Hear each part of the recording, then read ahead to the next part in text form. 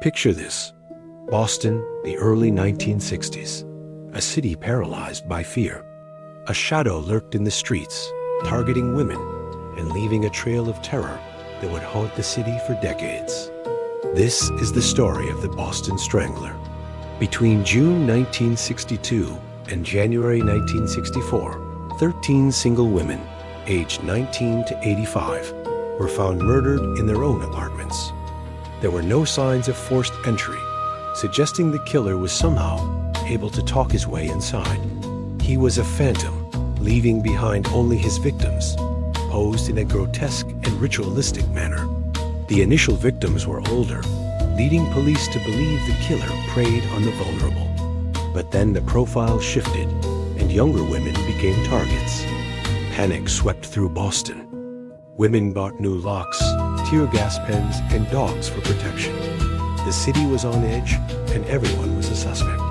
The pressure on law enforcement was immense. It was one of the largest manhunts in American history, with multiple police departments all working together, yet getting nowhere. The killer seemed to be everywhere and nowhere at once.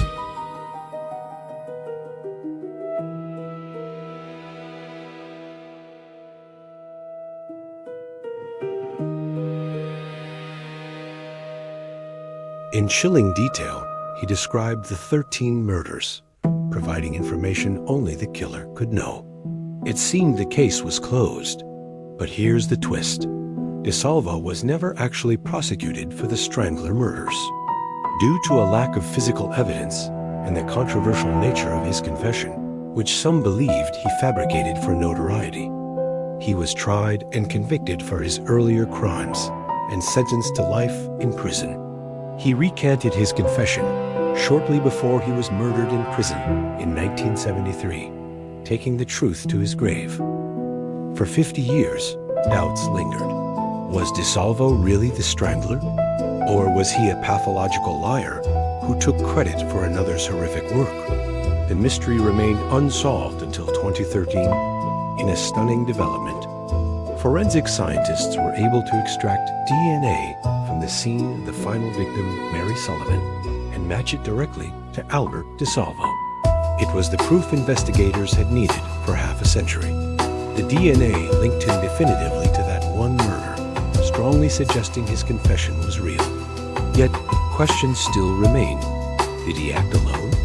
How did he gain his victims' trust? The case of the Boston Strangler is more than a true crime story. It's a dark puzzle about the nature of evil that continues to fascinate and disturb us to this day. Thanks for watching.